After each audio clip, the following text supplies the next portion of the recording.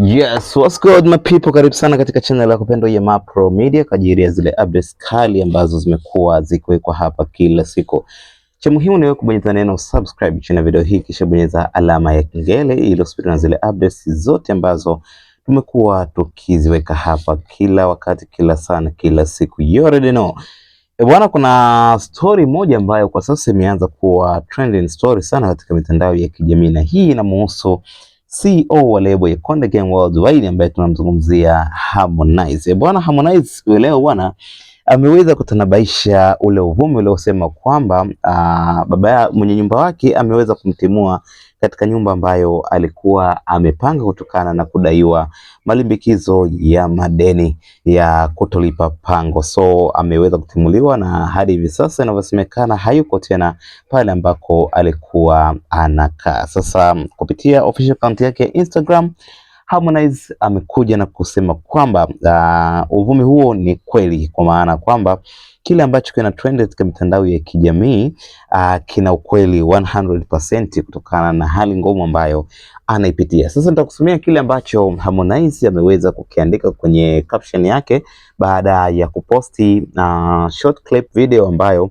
inamuonesha yuko pamoja na Kusa, msanii mwenzake, ambapo wanaonekana wapo katika moja ya duka ambalo wamekuwa wakihitaji bidhaa, na inavyosemekana ni kwamba lile duka lipo katika mtaa ambako Harmonize kwa sasa amehamia, na ni mtaa ambao pia Kusa amekuwa akiishi muda mrefu sana. So wamekutana dukani wakiwa wananunua bidhaa, kila mtu alikuwa amefuata mahitaji yake. So wakawa wanazungumza mawili matatu kutokana na yale ambayo pengine Harmonize anayapitia na kila kitu ambacho kinaendelea. So katika short video hiyo Harmonize alikuja na caption hii: kama mlivyosikia, nadaiwa na baba mwenye nyumba.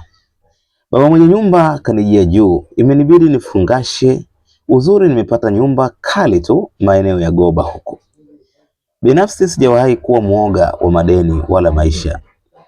Kama kuna mtu anakudai au hata mtandao wa simu unakudai na unasoma hii posti, usirudi nyuma.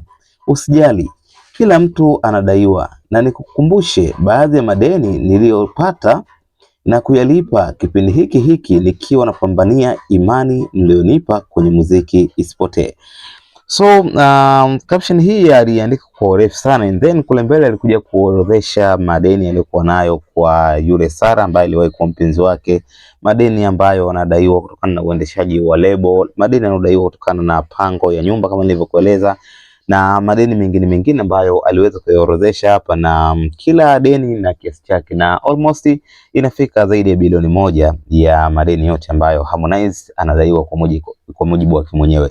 So imekuwa ni story kubwa sana katika mitandao ya kijamii, na wengi wakijiuliza kwamba kuna ukweli wa kile ambacho Harmonize amekieleza, ama pengine hii ni project mpya ambayo inakuja kumkutanisha Harmonize na Kusa katika ngoma moja maybe, and that's why amejaribu kutease hii short video ionekane kama anakieleza kile ambacho kimeanza kuwa kina trend katika mitandao ya kijamii. Mimi na wewe hatujui kweli, tusubiri kuona after muda kidogo kupita, tuone ni kweli kile ambacho Harmonize amekieleza, ama pengine anatupanga. Huenda ni project mpya inakuja, collaboration kati ya Harmonize na Kusa ambayo pengine inataka sasa kwenda viral, and that's why anajaribu kuifanyia promotion kabla ya kutoka na vitu kama hivyo. Tuandikie maoni yako kwenye comment section. Wewe unafikiria kile ambacho amekieleza Harmonize kuhusiana na madeni yake yanayodaiwa, kuna uhalisia? Ni kweli Harmonize anadaiwa pesa zote hizi, ama pengine ni promotion ya project mpya ambayo